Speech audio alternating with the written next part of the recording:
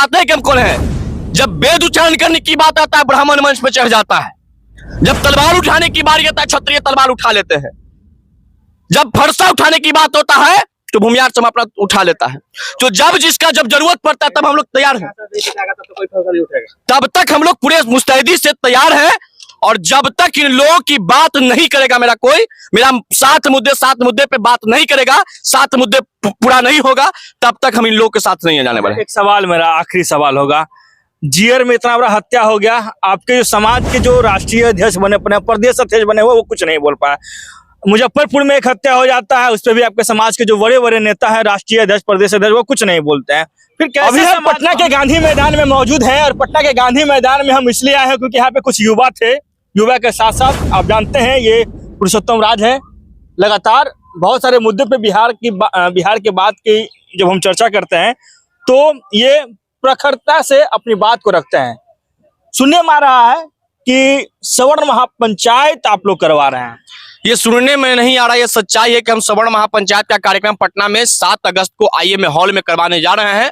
और ये कार्यक्रम ही नहीं बल्कि एक सवर्ण समाज का जगाना है, और सवर्ण समाज के एक हुंकार है कि अब अपने हक अधिकार की लड़ाई लड़ेंगे।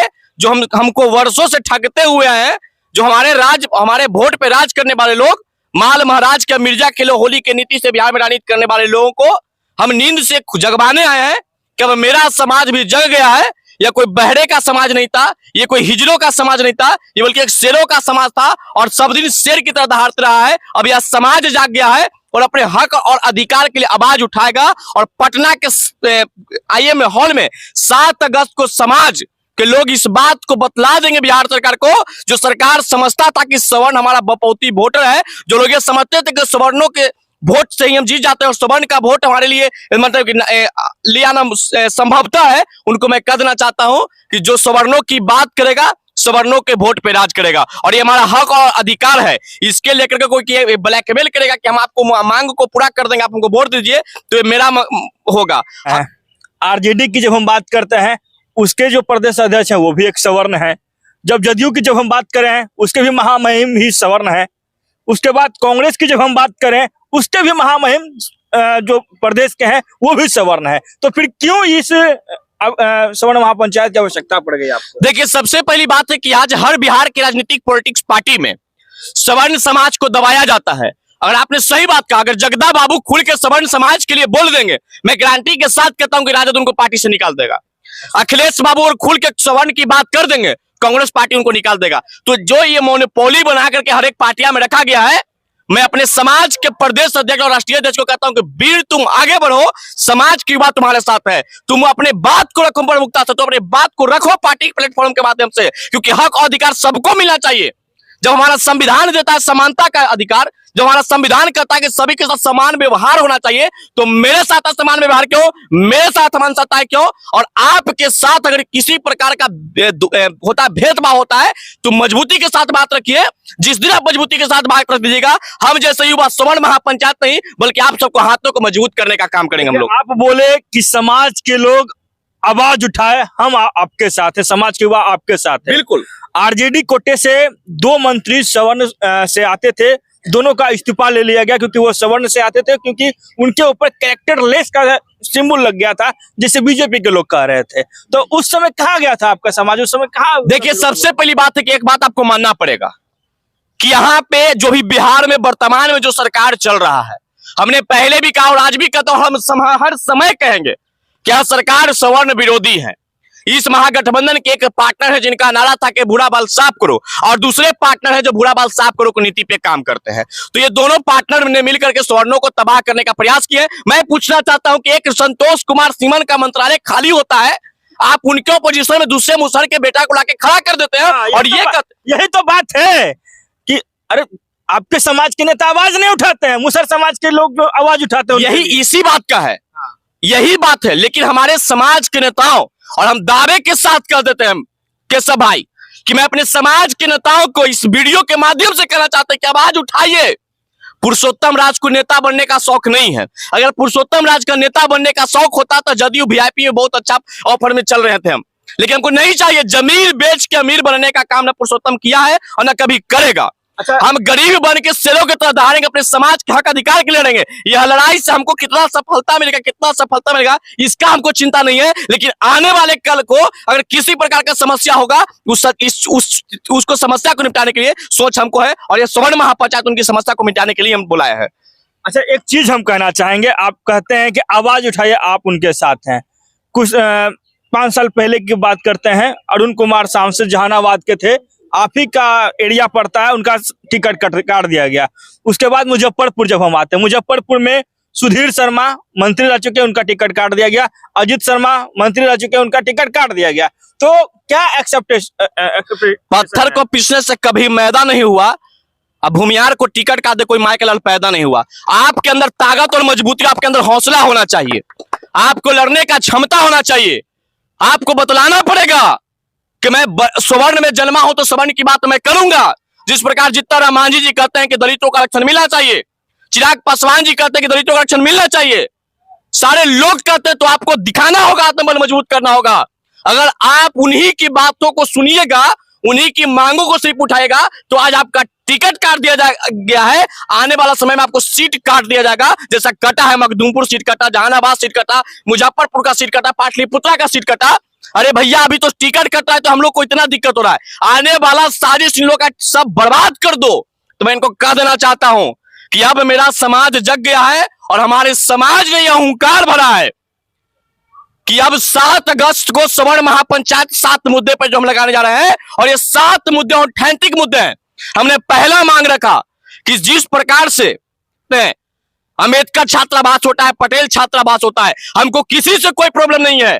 और एक बात सबको मानना पड़ेगा, जो लोग को लगता होगा कि सवर्ण महापंचायत बुलाया है तो इसमें सिर्फ और सिर्फ दलितों का विरोध होगा, अति पिछड़ों का विरोध होगा, ये सबका विरोध होगा। मैं आपको कह देना चाहता हूं कि किसी की थाली में रोटी छीनने की बात हम करने नहीं आए हैं, बल्कि अपने थाली में रोटी लाने की बात करने के लिए हम आए हैं। हमको किसी से कोई विरोध नहीं है। हम कहते हैं कि जब ईडब्ल्यूएस हमको मिला, कि आर्थिक रूप से कमजोर सामान्य वर्ग के लोगों को ईडब्ल्यूएस का लाभ मिला, तो मैं जब आर्थिक रूप से कमजोर हूं, हमको टैलेंट दिखाने का क्षमता है, लेकिन पैसे की वजह से नहीं दिखा पाते हैं, तो पटना समेत हर जिला में एक सवर्ण छात्रावास बने, जहां हमारे समाज के गरीब छात्र लोग वहां पर रह के पढ़ाई लिखाई कर सके। अच्छा, एक चीज हम कहना चाहेंगे, ये जो गांधी मैदान है, इसी गांधी मैदान में 2-3 साल पहले एक रैली हुआ था, इतना बड़ा रैली हुआ था, सुनने में आया था कि भूमिहार समाज का आज तक रैली नहीं हुआ है, मगर उससे कोई प्रभाव नहीं पड़ा।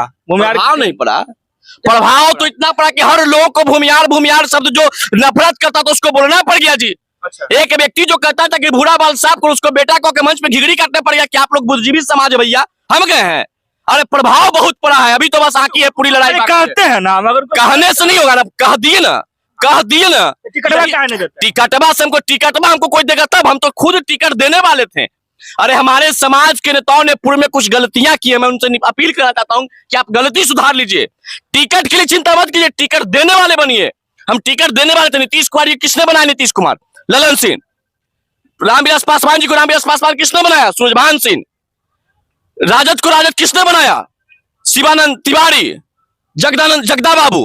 तो आप देख लीजिए मेरा भागीदारी। अरे जहां पर ज्ञान बुद्धि विवेक की बात आता है, तो वहां पर सवर्ण को खोजा जाता है।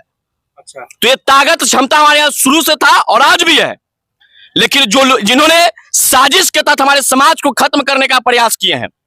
हमने मांगा सवर्ण आयोग, क्या हमने गलती किया? 2011 में सवर्ण आयोग बिहार में बना था, सभी वर्ग के लिए आयोग बना हुआ है, तो फिर मेरे समाज के लिए आयोग आपने क्यों नहीं बनवाया? और आयोग बना तो उसको क्यों रोक दिए? मैं फिर से कहता हूं कि पूर्ण निर्माण सवर्ण आयोग का हो और उसको संवैधानिक दर्जा मिलना चाहिए। हमने मांगा कि पटना के एक बड़े चौक में थाना जयंती, चिलाना जयंती माने के पूरा पटना का होर्डिंग से पार दिया जाता है। अरे महाराणा प्रताप, वीर कुंवर सिंह, महाराणा प्रताप कोई जात के लिए नहीं लड़े थे, महाराणा प्रताप अंग्रेजों से लड़े थे देश आजाद कराने के लिए। उनको अपने जात पात में मार के उनके इतिहास को मिटाने का आपने प्रयास किया है, तो यह चालबाजी नहीं चलेंगे। आपको हम धूल चटा देंगे, औकात में ला देंगे। हाथ में खलकता उसको तलवार कहते हैं, और सभियों को धूल चटा दो उसको सवर्ण समाज कहते हैं। ठीक है, कब प्रोग्राम कर रहे हैं? 7 अगस्त 2023 दिन सोमवार 11 बजे। और आप सभी से अपील मैं करना चाहता हूं कि आप आइए और अपनी आवाज को बुलंद कीजिए, क्योंकि अगर आप अब नहीं जागेंगे तो आने वाला समय इन लोगों का साजिश है कि सवर्ण समाज को कमजोर करो, सवर्ण समाज को पीछे करो। अच्छा, एक आखिरी सवाल है। कोई कहता है कि सवर्ण कभी एक नहीं हो सकता, क्योंकि सवर्ण की जब बात करते हैं तो भूमिहार अपना ईगो में रहता है, ब्राह्मण अपना ईगो में रहता है, राजपूत अपना ईगो में रहता है। ये जब तीनों एक जगह पर आएंगे तो अपने में आपस में लोग उछलते रहता है, वो कभी इस जगह पे जाएगा कभी उस जगह पे जाएगा, फिर कैसे एक कर देखिए सब लोग का एक दायित्व बटा हुआ है और कोई एक अलग अलग नहीं है। अगर हम लोग अलग अलग होते हैं तो मध्य प्रदेश राजस्थान की इस प्रकार से धूल चटा, उसका परिणाम क्या हुआ? 10% आरक्षण मिला कि नहीं मिला? हम सब लोग एकजुट हैं। जब समय आता है उस प्रकार से हम बताते हैं कि हम कौन है। जब वेद उच्चारण करने की बात आता है ब्राह्मण मंच पे चढ़ जाता है, जब तलवार उठाने की बारी आता है क्षत्रिय तलवार उठा लेते हैं, जब फरसा उठाने की बात होता है तो भूमिहार समाप्त उठा लेता है। तो जब जिसका जब जरूरत पड़ता है तब हम लोग तैयार हैं, तब तक हम लोग पूरे मुस्तैदी से तैयार हैं। और जब तक इन लोगों की बात नहीं करेगा मेरा 7 मुद्दे पे बात नहीं करेगा, 7 मुद्दे पूरा नहीं होगा, तब तक हम इन लोगों के साथ नहीं जाने वाले। एक सवाल, मेरा आखिरी सवाल होगा, जीयर में इतना बड़ा हत्या हो गया, आपके जो समाज के जो राष्ट्रीय अध्यक्ष बने, प्रदेश अध्यक्ष बने हुए, वो कुछ नहीं बोल पाया। मुजफ्फरपुर में एक हत्या हो जाता है, उस पर भी आपके समाज के जो बड़े बड़े नेता हैं, राष्ट्रीय अध्यक्ष, प्रदेश अध्यक्ष, वो कुछ नहीं बोलते हैं। फिर कैसे समाज को? हमने पहले ही बता दिया उनकी मजबूरियां, हमने उनकी मजबूरी को पहले ही बता दिया, लेकिन हम लोगों ने अभी बता के दिखला दिया कि किसी की हत्या पे सरकार 5 लाख रुपया का मुआवजा देकर कहता है कि हमने उसका घटना का पुष्टि। सरकार से बड़ा काम हम लोगों ने किया, उसको 10 लाख का मुआवजा हम लोगों ने पहुंचा दिया। तो हमारी अंदर ये एकजुटता की परिचय हुआ है और अभी थोड़ी सी एकजुटता आया है। तो आप इतना देख लीजिए, आने वाला समय है और समाज का हर युवा जाग गया है। ये लोग क्या कर रहे हैं, कुछ लोग हैं जो दिग्भ्रमित कर रहा है लोगों को कि दलितों का ये समाज जो शोषण करता है, तुम्हारी औकात है? कभी तुमने दलितों का दिया है खेत बाड़ी? कभी दिया है आमदनी? दलितों का पोषण करने का काम सवर्ण समाज ने किया है और हमेशा करता रहेगा। जो लोग दिग्भ्रमित करते हैं, दलित भाइयों से भी अपील करना चाहते हैं कि आप सब इनकी बातों में ना पड़े, आप सब खुद देख लीजिए अपने घर के बगल में आपको कौन पोषण करने का काम करता है। और हम भी मांग करते हैं, तो हम किसी को नहीं कहते कि उसका आरक्षण छीन के हमको दे दीजिए, हम नहीं कहते कि उसका छात्रावास तोड़वा के हमको छात्रावास, हम कहते हैं कि उसका है तो मेरे लिए भी गरीब के लिए बनना चाहिए। हम इसकी बात करते हैं। ये पुरुषोत्तम राज थे और लगातार ये अपनी बेबाकी से अपने प्रश्नों का जवाब, मेरे प्रश्नों का जवाब दिया और क्या करे तो आपने सुना। बने हमारे साथ केशव सिंह की ब्यूरो रिपोर्ट।